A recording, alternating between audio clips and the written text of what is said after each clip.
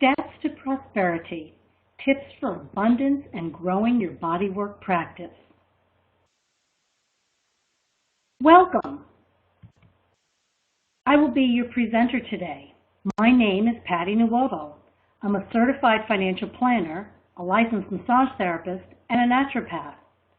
I've been an administrator of a health center, a co-director of a massage school, and massage instructor.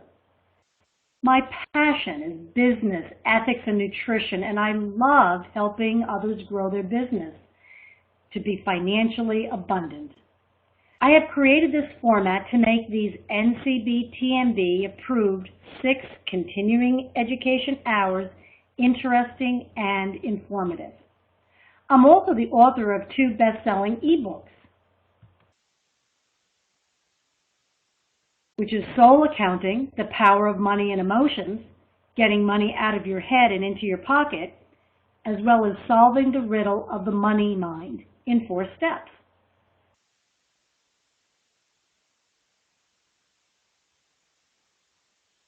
The guidelines for this webinar are as follows. You can take as long as you like watching and rewatching this class on Steps to Prosperity, Tips for Abundance and Growing Your Bodywork Practice. When you are finished watching, send me an email at pcnuovo@yahoo.com to request for me to send you your final exam, if you didn't receive it as an attachment. When you have completed your final exam, email it back to me. I will grade the exam, and when you pass with a 70% or higher, you will receive your e-certificate of completion for this NCB-TMB approved online massage therapy distant learning course.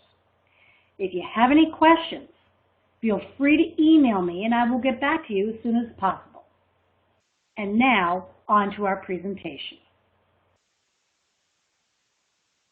I like to start always talking a little bit about money first, because people have interesting emotions when it comes to their feelings and thoughts about money. So, good feelings about money. People without money many times don't feel good about it. And then that bad feeling about money actually energetically repels it. People with money give more good feelings about money than bad. And the more good feelings about money creates more opportunities for money. This makes money become attracted to this energy that you're putting out. It's as simple as that. So why so many bad feelings about money? Well, if you go back in time, you may have picked up either from your own or from society's messages, religious messages about money.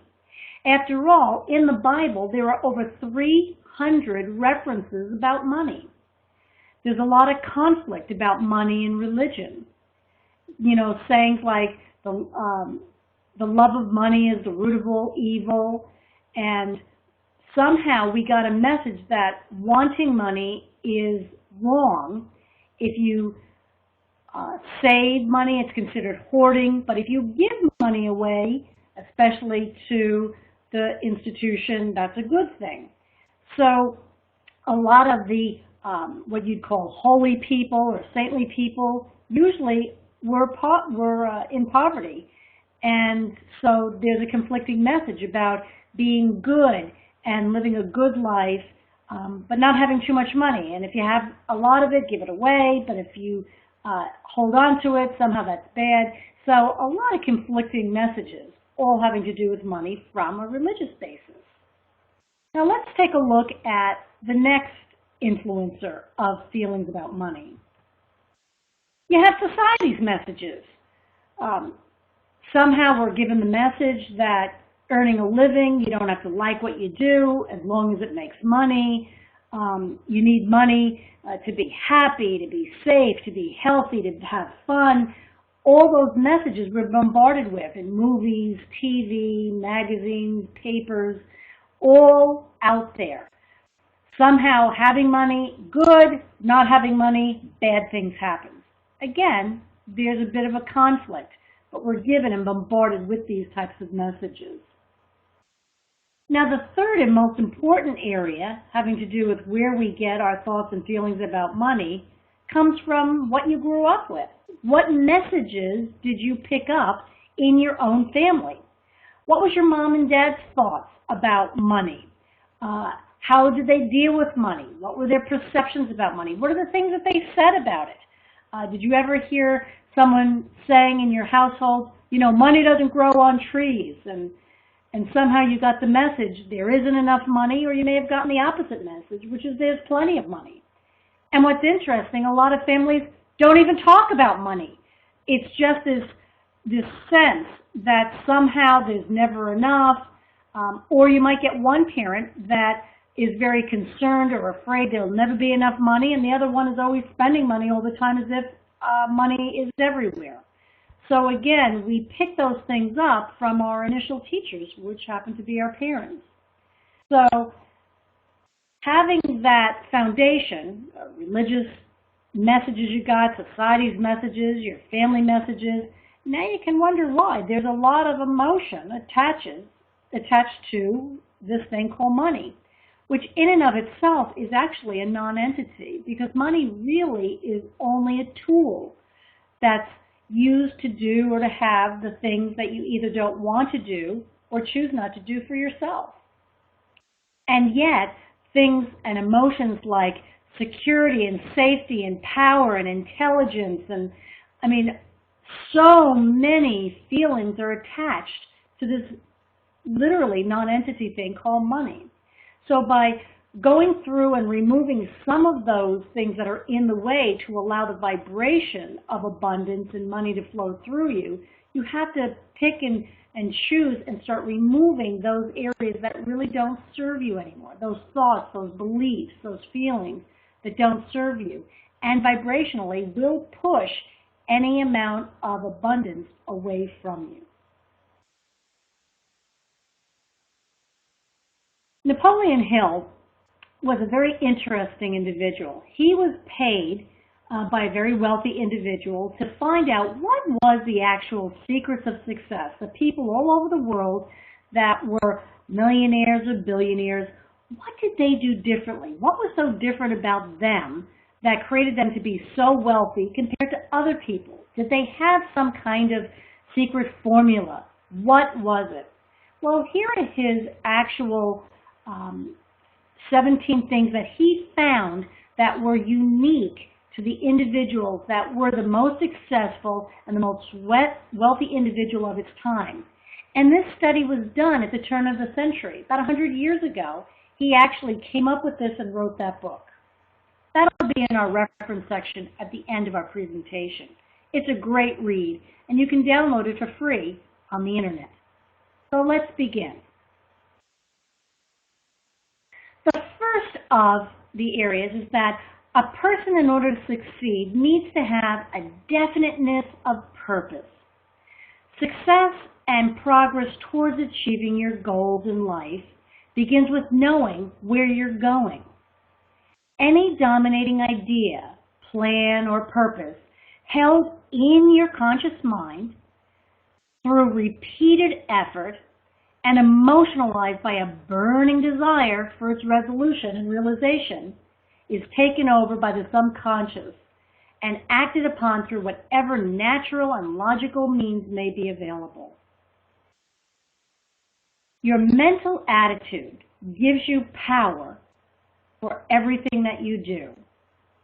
If your attitude is positive, your thoughts and actions further your ends.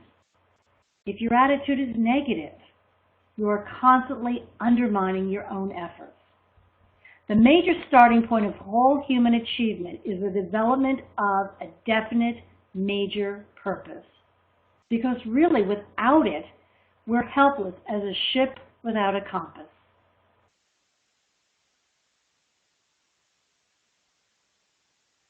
The next principle is establishing a mastermind alliance. A mastermind alliance consists of two or more minds working actively together in perfect harmony toward a common, definite objective. Nowadays, we would use the term think tank.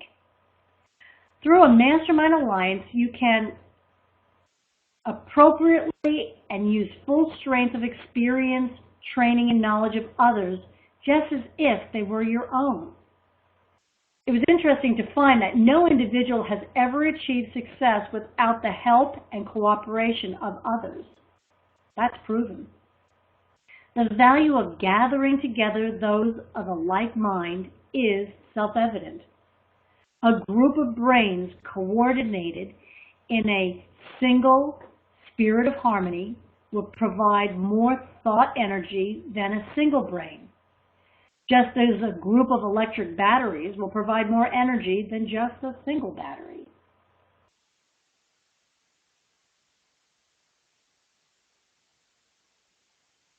The use of applied faith. What I mean by faith is it's the awareness of or the belief in and harmonizing with universal powers. Faith is a state of mind which must be active, not passive, to be useful in achieving lasting success. Close the door to fear behind you, and you will quickly see the door of faith opens before you. Fear is nothing more than a state of mind, which is subject to your own direction and control. Faith will not bring you what you desire, but it will show you the way to go after it for yourself.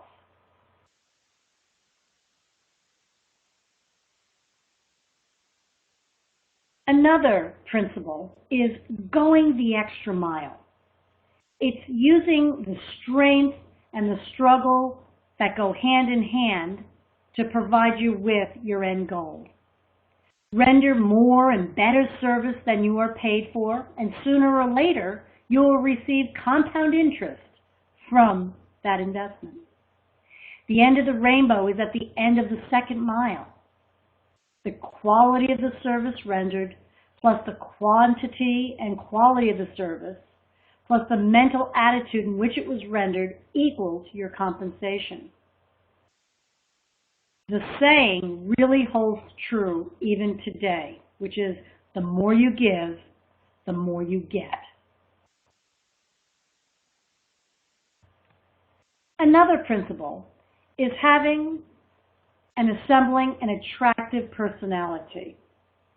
A positive mental attitude is the right mental attitude in any given situation. Courtesy is your most profitable asset, and it's absolutely free. Emotions are nothing but reflections of your mental attitude, which you can organize, guide, and are completely under your direction. Your personality is your greatest asset and your greatest liability because it embraces everything you are in charge of: your mind, your body, your emotions, and your soul. To be happy, make someone happy. That holds true even today. A pleasing personality goes a long, long way in achieving success. The next principle is about creating a personal initiative. It's better to act on a plan that is still weak than to delay acting at all.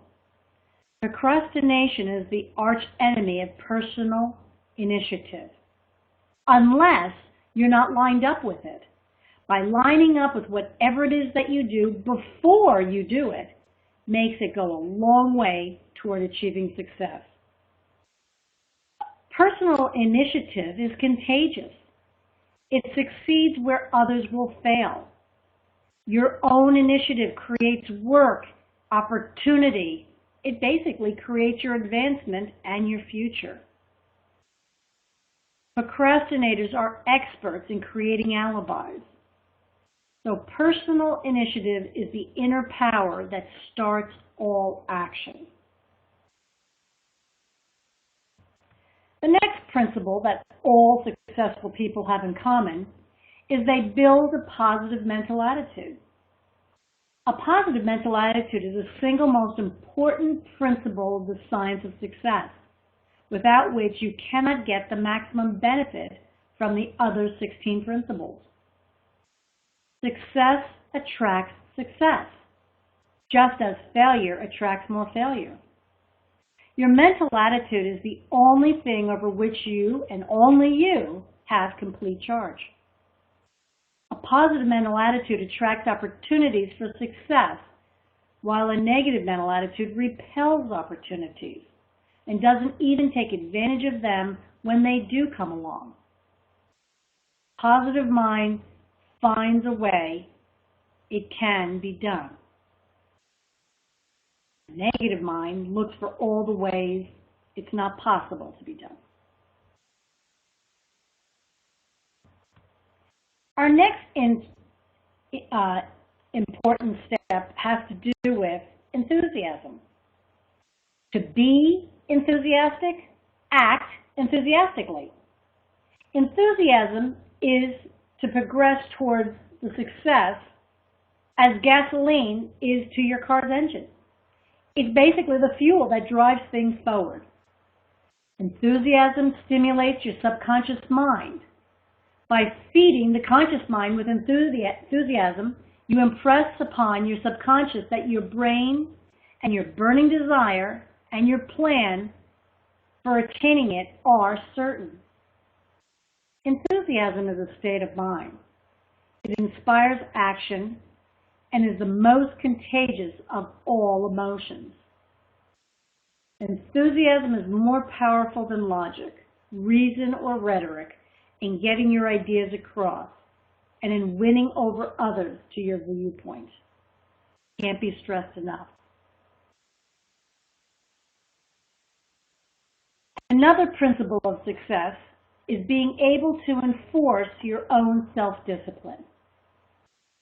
Self-discipline is the process that ties together all your efforts of controlling your mind, your personal initiative, your positive mental attitude, and controlling your enthusiasm.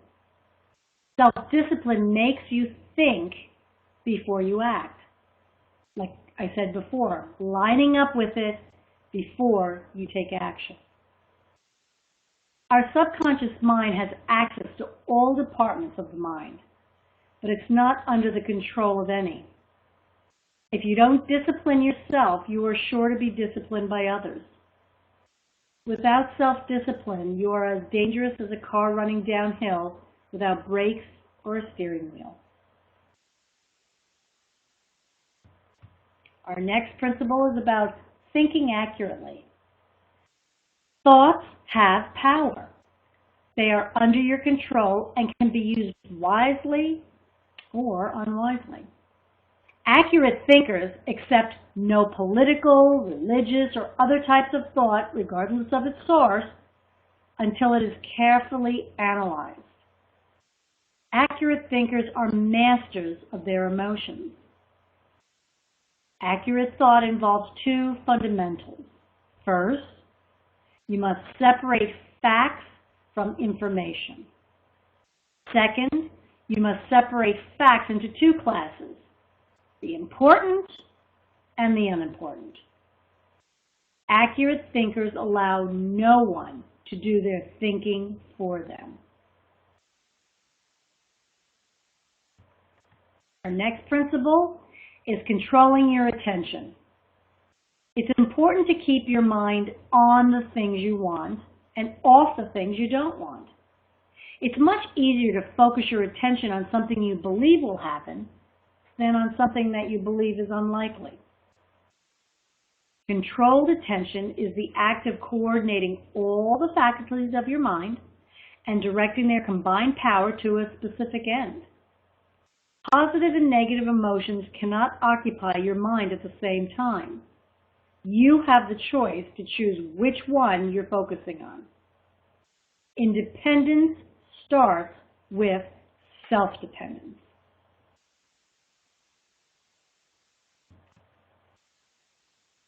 The next principle has to do with teamwork. There is no record of any great contribution to civilization without the cooperation of others. Enthusiasm is contagious and teamwork is the inevitable result. A good football team relies more on the harmonious coordination of effort than individual skill. Most people will respond more freely to a request than they will to an order. Helping others solve their problem will help you solve your own.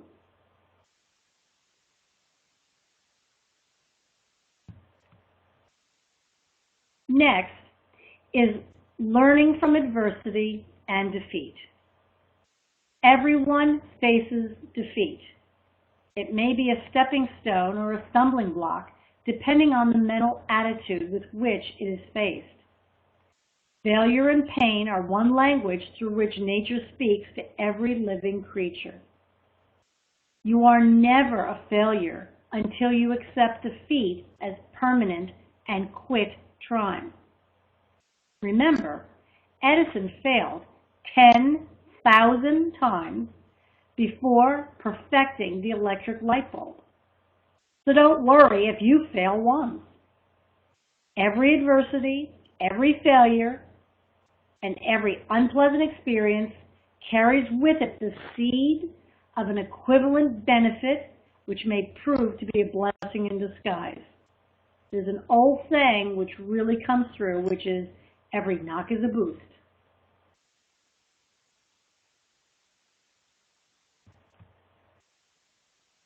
Another principle is being able to cultivate a creative vision. Creative imagination has at its base in the subconscious, and it's a medium through which we recognize new ideas and newly learned facts. Synthetic imagination springs from experience and reason, but creative imagination springs from your commitment to your definite purpose. Imagination recognizes limitations, whereas creative visualization sees no limitations. Your imaginative faculty will become weak through inaction, but it can be revived through use. The man who dipped a chunk of ice cream in chocolate called it Eskimo pie, and he made a fortune for the 5 seconds of imagination it took to create that idea.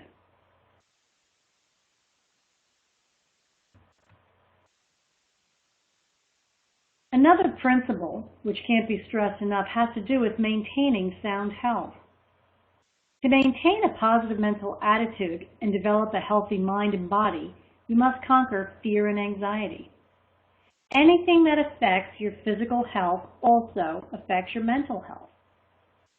A positive mental attitude is the most important quality for sound mental and physical health. Exercise produces both physical and mental buoyancy. It clears sluggishness and dullness from the mind and body. If you haven't the willpower to keep your physical body in repair, you lack the power of will to maintain a positive mental attitude in other important circumstances that you control.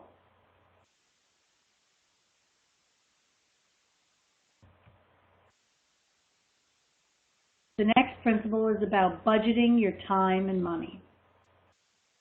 Tell me how you use your time and how you spend your money, and I will tell you where and what you'll be 10 years from now. You want to take regular inventory of yourself to learn how and where you are spending your time and money. The secret of getting things done is do it now. Time is too precious to be wasted on arguments and discontent. Some mistakes can be corrected, but not the mistake of wasting time. When time is gone, it's gone forever.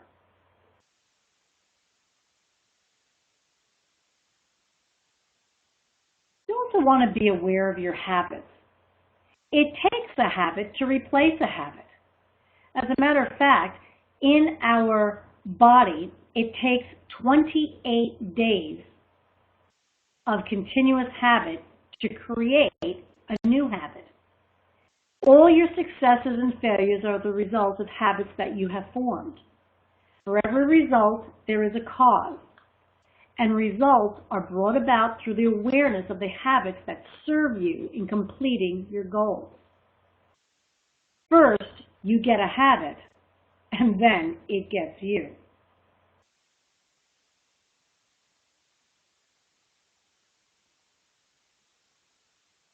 So now that we've gone over those principles, another area which is very important that I see in helping people to succeed in their practice is understanding how a person learns. So how do you learn? It's important to know how you learn, how you absorb and process new things. It's important to know your overall concept of success and prosperity.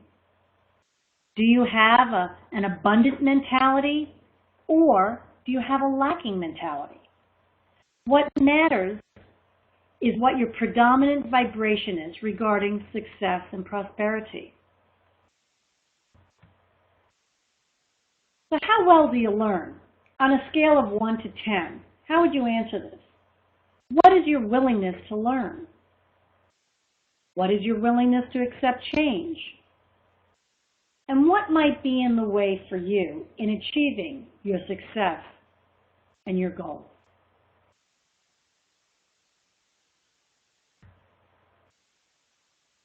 I've broken this up into two categories. An abundant thought process uses the spiritual, the emotional, and mental energy of the person. That person is focusing on thoughts and feelings, dreams and goals, asks why, is pushed with inspiration, with vision, and with a positive mental attitude. On the other side, a lacking consciousness, that person only uses physical energy. They take action steps. They use skills, techniques, objectives. They're always asking how can it be done, and they work through motivation, work, or doing.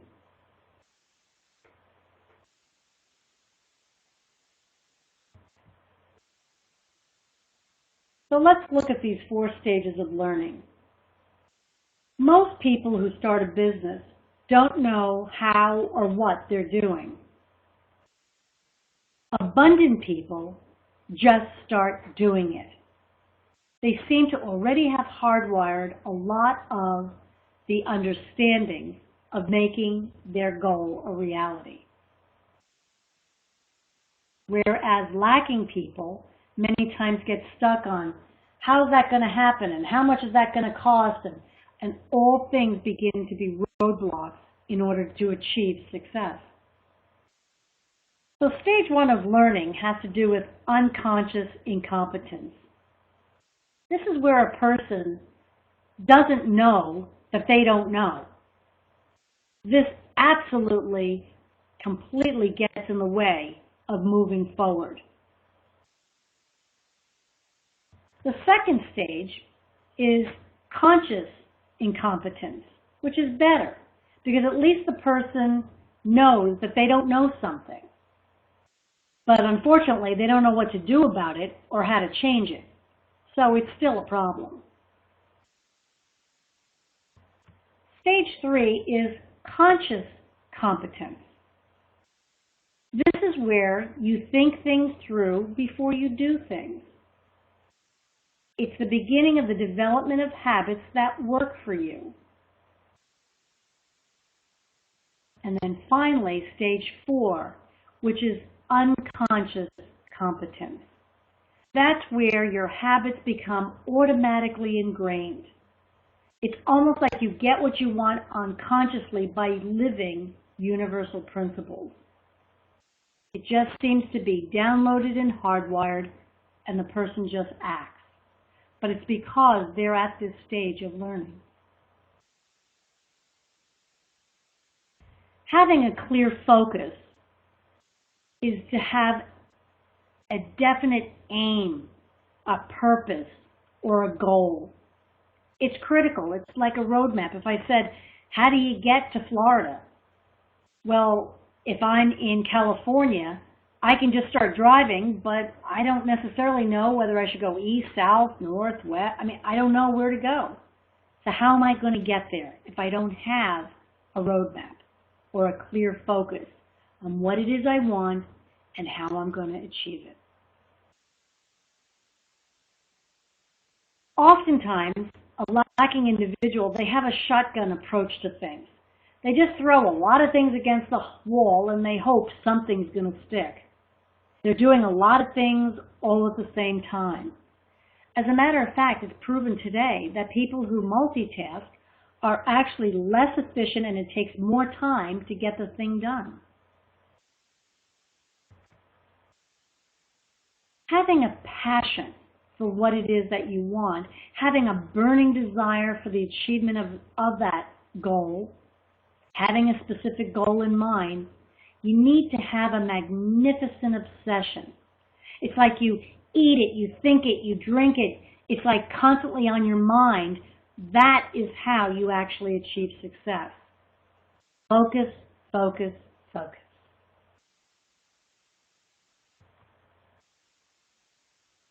Understanding the law of attraction is that what you think about, you become.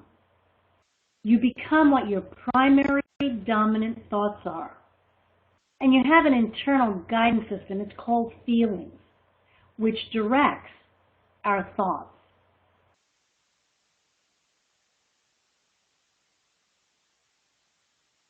Thoughts to manifestation. Did you know that thoughts create thought form? Thought form creates stuff. And stuff is the manifestation of your thoughts. So it's using law of attraction as a principle to help you in achieving your success.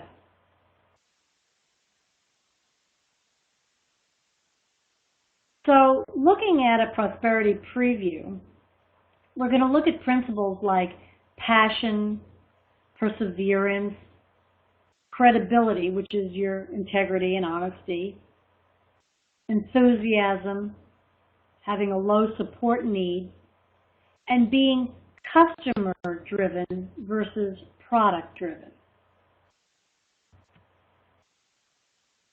Here's some tips about what successful people have in common. 1, books. Leaders are always readers. Also the media. Listen to tapes or CDs on business success, on wealth, on abundance, on money. Inundate yourself with these types of messages, and you'll be amazed how it starts to permeate and it starts to help you in thinking that way towards success. Also, attending in person things like workshops, seminars, and classes to improve your education. And by being around other individuals, it's very helpful because you pick up other ideas. You see other habits that others are doing, more successful people are doing. It's very effective. Another area to achieving prosperity has to do with savings. And save 10% by paying yourself first. So often we're so busy taking care of everyone else, we forget about ourselves first. You know, when you're on an airplane, the flight attendant will often say that in the event of a problem and the air masks come down, put yours on first before you can help the person next to you.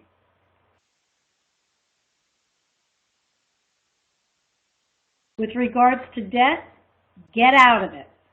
It's very important. It's crippling and it gets in the way of you being and having the freedom to do what you want in life. Priorities. It's important to have good priority management. To know what you do, it's important to do it the night before. Get it all set up so that in the morning, as soon as you land at your desk or working with your client, you know exactly what it is that you're going to be doing. So often people waste time beginning to organize or get things together that morning. It should all be done the night before so that you're literally ready to run first thing the next day. Delegation. You can get things done in less time by delegating. And those things that you don't delegate and are not working for you, eliminate, because they're getting in the way of you achieving and moving forward into your goal. Time management. Same thing. You can get things done in less time by either delegating those things that you don't choose to do or are not that good at, or completely eliminating them. Understanding that like attracts like. You want to associate with winners. You know, an individual, Aristotle Onassis, when asked if he became penniless, what would he do? And he said, I would find where all the wealthiest people are, and I'd go and I would be with them. Because what they talk about, how they act, their mindset will eventually rub off on me and will help me, by associating with winners, become one myself.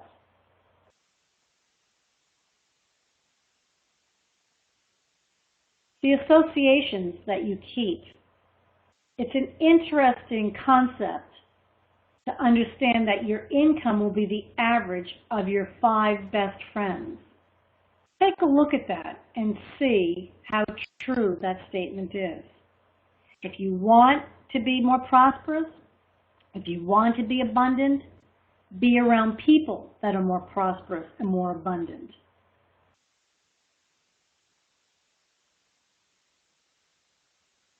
Influence. The thoughts of the people you hang around with will rub off on you. So hang around successful people, and their ideas and energy will help you. It was interesting. I had individuals go ask other successful body workers, just watching what they do and how they do it. And you can get some great ideas that will help you with your own practice.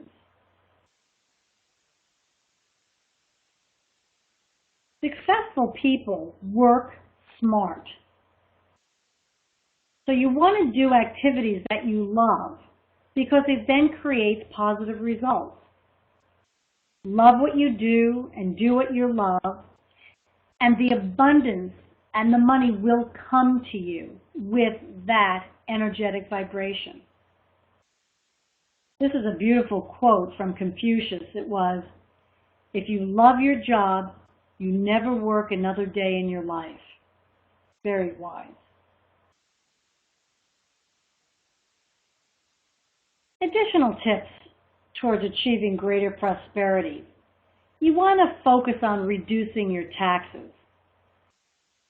Avoidance of taxes is completely legal and very good to do. You want to find out the type of deductions that you are allowed in your practice. The evasion of taxes is illegal. You can't not pay your taxes, but you can find out all the amounts of deductions that are eligible to you, or tax credits that are eligible for you, especially if you're an independent contractor and working for yourself. They're all what are called below-the-line deductions. Find out what they are and take advantage of them. Why pay more taxes than you need to?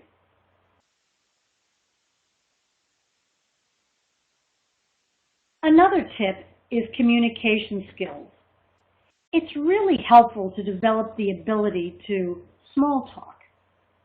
Being able to talk to anyone about anything is a valuable skill in its own right, and it's also essential for networking. Being able to initiate a conversation means that you're more likely to come in contact with people who may well turn out to be invaluable contacts or maybe even clients. Small talk can be difficult, so you just have to practice. and have a few stock phrases up your sleeve, such as, how did you get started in? Or, what do you particularly need to feel better? Or, where do you currently go for body work? Great icebreakers.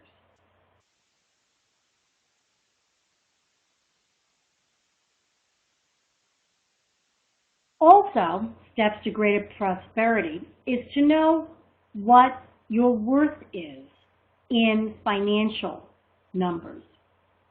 You want to improve your credit score, your FICO score. You want to know where your income and outflows are. How much money do you have? How much money do you make? How much money do you want to make? What are the value of the assets that you have? I'm amazed that a lot of clients that come and see me, they don't have the answer to this. So I come up with a worksheet and find out exactly what they have. It's amazing when I'll ask somebody, so what did you pay last year in taxes? They don't know. How much did you make? I don't know. How much money do you have in the bank? I'm not sure. If you want to really be in charge of your finances, which is a step toward moving to greater prosperity, you have to know your numbers. How many clients do you have? What months are the slower months? What months are your busiest months in doing body work? Knowing this can help you, for example, to know when to take a vacation. Know your numbers and always be working at things that's closest to the money, the things that will bring money into you. Focus on that. Spend time on doing that. That will get you greater prosperity into your practice. Working with the system, like being able to reduce your liability malpractice and all other insurance premiums that you pay. It's interesting. I've had clients say, when I've asked them about their insurance, they say, oh yeah, I've had the same insurance for the last 15 years. You really need to shop around and see if you can get a lower insurance premium for greater benefit, or to see if you can bundle like your homeowner's insurance with some of the other insurance. A lot of times that will reduce your cost. You know, in anything having to do with prosperity, you want to increase the income and decrease the charges. So things like taxes and insurance, we want to reduce those payments so that you'll actually have more money. So shop around and find the lowest rate possible. A lot of times through an association you belong to, there are group rates which will lower your premiums. This is an important area that I talk about a lot, and it has to do with OPM, or using other people's money. The best rule of thumb is to not spend your money until you make money. You want to see if space is available and not being used if you want to be able to start a massage practice. I had an individual that said, you know, I don't have a lot of money, and I said, it's not that necessary to have a lot of money because it actually forces you to think more creatively, think smart. So I had an individual go to a gym because there was this one room that was just used for storage. And I had that person talk to the business owner and say, I'd like to actually set up my massage table in your gym, in that room that you have over there that you're not using for anything else. It'll bring more credibility and more clients into your business if I can work there. The manager said, sure. He said, I'm not using it. It doesn't cost me anything. And I had a client set up their practice at no charge starting out. If you can't spend money to buy a table, rent or borrow one until you can afford to buy your own.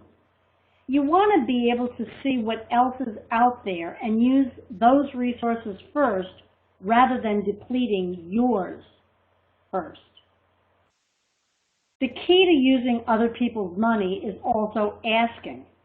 That's a very important quality in greater abundance. People love to help. So you need to be able to put it out there and to ask for what it is that you need. Remember, asking and receiving is like a wheel. If you're only receiving, or if you're only asking, then the wheel is cut in half and it does not roll. So both giving and receiving is a continuum. To be successful, you have to get whatever's in the way of you feeling comfortable to ask, work on that, and know that in business, asking is everything. Another way to increase your income besides your own practice and the work that you do, to increase your income, things like trading in stocks, investing in collectibles or real estate, selling stuff you don't want or need anymore on eBay, or multi-level marketing or network marketing companies. These are all other ways, and it seems to be a new economy that I seem to be seeing, which is to have multiple sources of income. You can have your bodywork practice, but we all know that can't be a full-time job because physically you cannot work doing bodywork 40 hours a week. So having other sources of income, other things that you love to do or that you're good at, as well as your practice, will have money coming in all the time from all sources.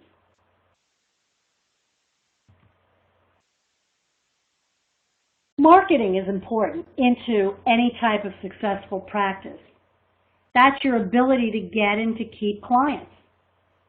Without marketing, people wouldn't know what you have to offer, that you even exist. You won't make a living at what you love to do if you don't market yourself. So at the heart of success is marketing, a determined and commitment to succeed.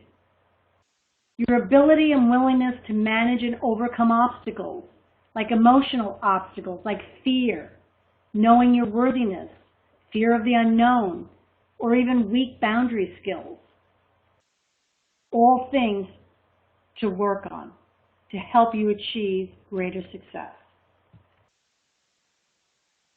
Any type of sabotage, like being forgetful about business-related matters, playing too much computer games, watching too much TV, taking naps all the time, sleeping late, being busy doing anything other than the project at hand, showing up chronically late and breaking promises, any type of accidents and any form of physical injury, constantly misplacing or losing things, not showing up on time, procrastinating, being a perfectionist. I can't get this done because it's not good enough yet, or getting sidetracked. These are all forms of sabotage that you really need to work on and eliminate because they're getting in the way of your success. In the past, they may have served you for one or other reason. So don't beat yourself up if you have any of these forms or other forms of sabotage. But becoming aware of them will help you begin to know to change them. The 3 R's of marketing I've used has to do with reach, rebook, and referrals. You want to be able to reach prospective clients. How to do this? Well, through networking, through doing the things you love, running into people. You want to be able to let them know what you do and what the benefits that you provide for them. The second R has to do with rebooking current clients. That's your greatest source of income, are the current clients you have. Making sure that they are in contact with you either through a website, through a newsletter, through direct contact, but rebooking them each time. The third has to do with referrals. The first source of referrals should be the current clients which are happy with you. Asking them for other individuals or giving them your business cards to give to their friends or to give you names for you to contact. Great source of referrals. So is using your business card, always having that with you and handing it out and posting it everywhere you go. Putting up your brochures and flyers about your practice or yourself or your classes. Offering gift certificates or coupons, special promotions, and special offers that you have are all great ways of letting people know what you do, who you are, and where to go in order to have that service and what benefit it might be. Again, asking is vitally important in your marketing efforts. Ask where you can put up flyers. Ask your own clients for referrals. Ask where you could actually teach classes.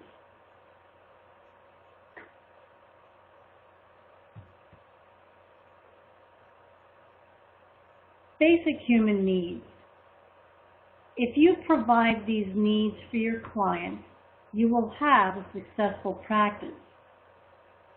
It's by being able to pay attention to the needs of that client. Help them to feel special and to feel loved. It's amazing that when asked, the most common question asked, why do you go to that doctor or to that massage therapist? What is it about them? The first thing the client says is they say, I like him or her. Not that they do the best massage. Those skills, that's secondary. But the fact that they feel special when they're with you. They feel that you care about them. They feel liked. Those are the reasons why a person comes to you and will keep coming back and refer others to you. Because you are satisfying that basic human need.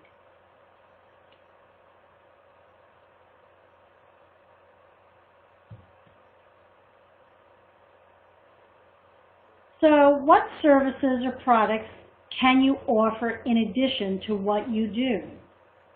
This is about creating multiple sources of income so that even if your practice is a little slow that day, there are other things that are going on that can be providing you with income. I had a massage therapist that did artwork. She hung it on the wall of her room, and people saw it in her waiting room in the massage room. So it was a perfect place to put them, as well as putting them around in coffee shops or other places that she frequents and others do that were clients of hers. She was able to sell her artwork as well as doing massage.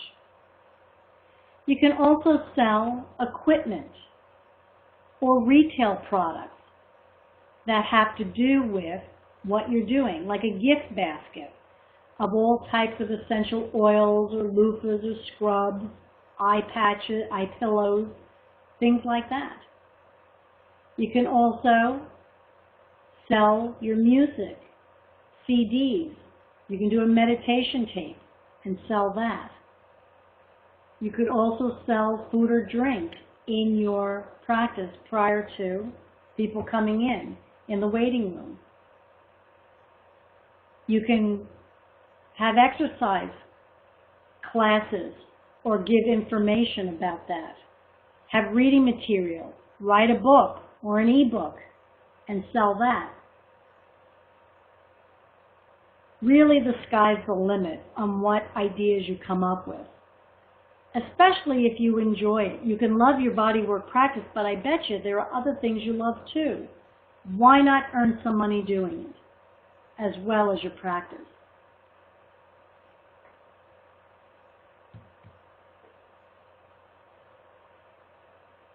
Additional marketing questions.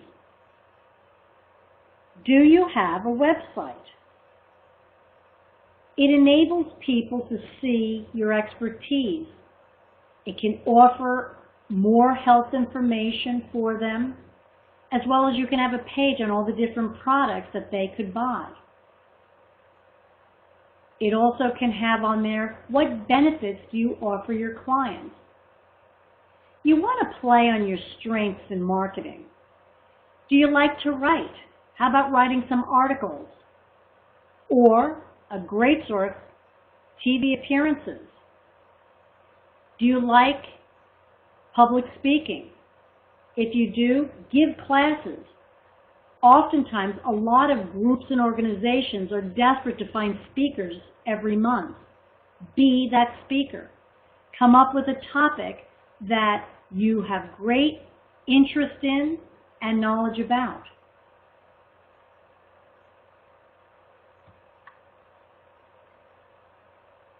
And I can't emphasize enough the importance that the internet is now having on our lives and certainly on our business. Some of these statistics really blew me away, and they won't be valid by the end of this year. There are over 200 million Twitter registered users, over 150 million LinkedIn registered accounts. It's now 1 billion Facebook registered accounts. $3 billion has been spent on advertising and social media sites alone. 53% of Americans look things up on Wikipedia online. 152 million blogs are listed on the internet daily. 81 minutes is the average daily use for mobile apps and increasing day by day. There are over 200 million views on YouTube per day. 110 million tweets sent per day. And 30 billion pieces were sent on Facebook each month. With those numbers, it's so clear to see how social media is so important. So your website, having a profile on LinkedIn so other professionals can see what you do, who you are, and what you do. Having a presence on Facebook and connecting with potential clients and people so they know of the different classes or events or specials or gift certificates that you're providing. It's a phenomenal way to get yourself known and to get your word out to the masses.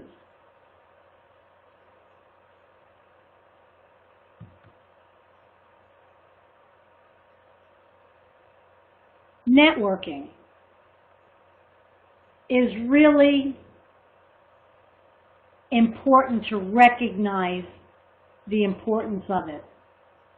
If you ask any successful business person, they'll tell you that above all else, networking skills are absolutely vital to grow your business, because the aim is to become visible. You need to let others know you exist and know what you do by becoming highly visible and being set apart from the crowd, which is what good networking skills can provide for you. It's to help you be seen and to get known. Look for interesting events to go to, clubs, associations, meetings, seminars, conferences, presentations, breakfast briefings, lunches, or start your own networking club. To have success in networking, you need to maintain your self-esteem and build your confidence.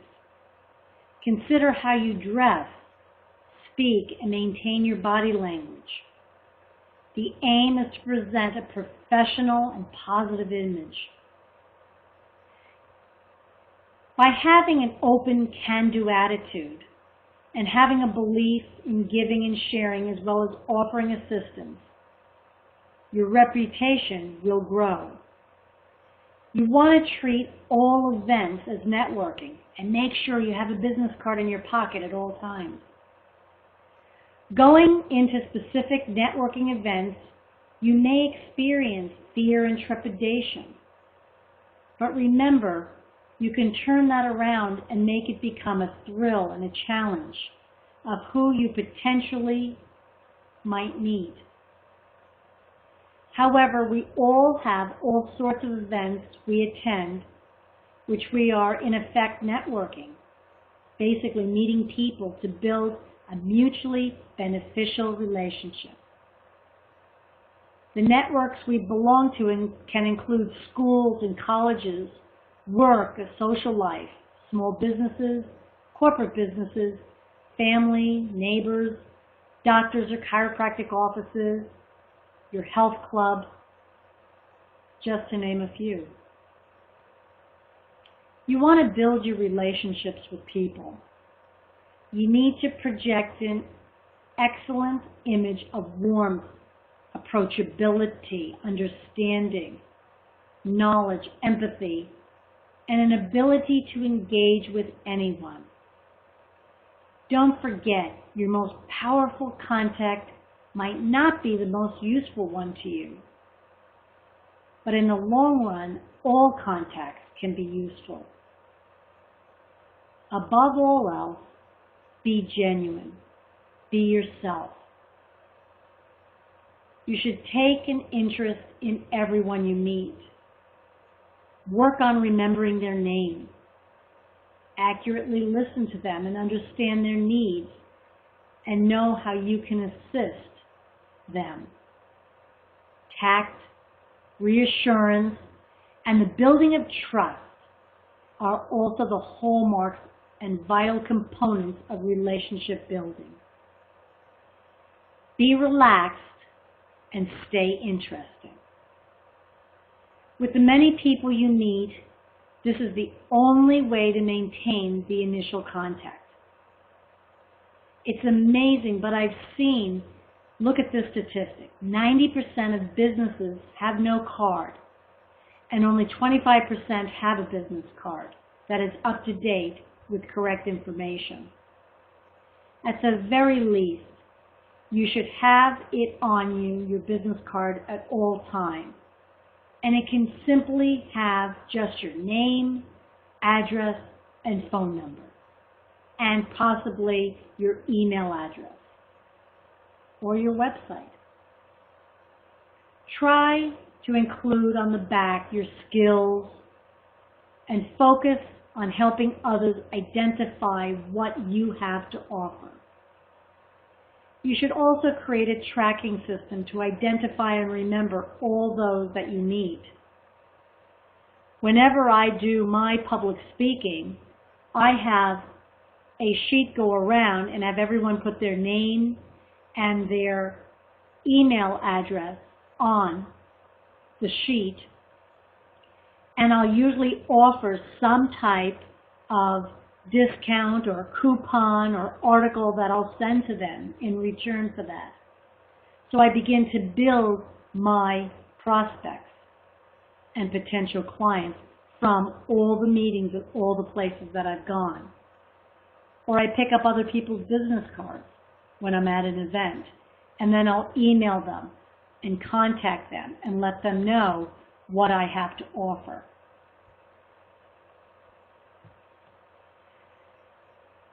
Listening is valuable. It establishes trust, and oftentimes you can reword a question if something's unclear. It helps you engage with that person, and it makes them feel that they're really being heard when you're reworking what they're saying. It's helpful for you to ask questions and figure out what the needs of the client are. Developing active listening skills is not only about just networking, it's about listening to other people and showing them that you're interested in them. You're allowing others to open up and to talk freely. And you give your undivided attention, even if it's only for 5 minutes. by taking an interest in what someone else is saying and acknowledging this by nodding or agreeing, and using positive body language such as facing them with lots of eye contact, really helps the person feel listened to and heard, and goes a long way in creating a better rapport with each person.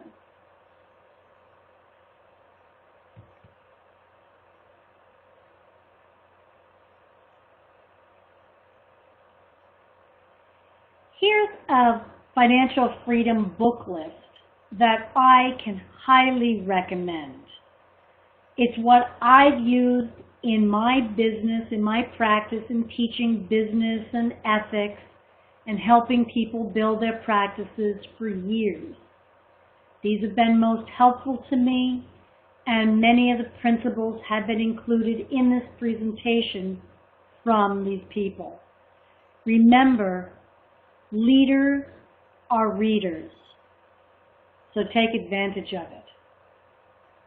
I've also included my recommended books, my ebooks, which are always about explaining the steps to greater success and abundance and prosperity, and especially some of the mistakes or pitfalls that are in the way, and giving you practical, hands-on advice on how to remove those things that are in the way for you from achieving greater prosperity and success in your practice, in your life.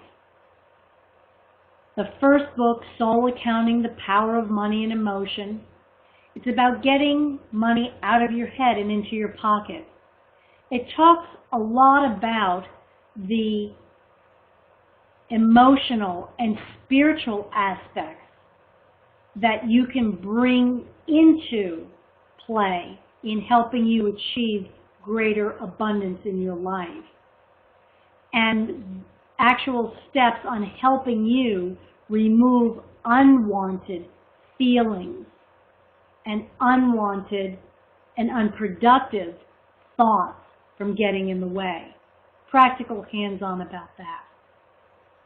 My second book, The Solving the Riddle of the Money Mind in 4 Steps, again, it's a shorter book, it's a primer, which will help you move in that direction. Go to my website listed above, and it's on there. You can also go onto the internet on Barnes & Noble or Amazon.com and see my ebooks and purchase them there as well. Congratulations. Now that you have finished this presentation, you must complete the final exam that was sent by attachment. If you did not get one, please email me and let me know, and I'll send it to you again. You want to email the completed exam to pcnuovo@yahoo.com. You must achieve a score of 70% or higher, and when you do, an e-certificate will be emailed to you at the email address you provided upon registration. If you have any questions, please contact me via my email or phone. Thank you so much for your attendance in this webinar.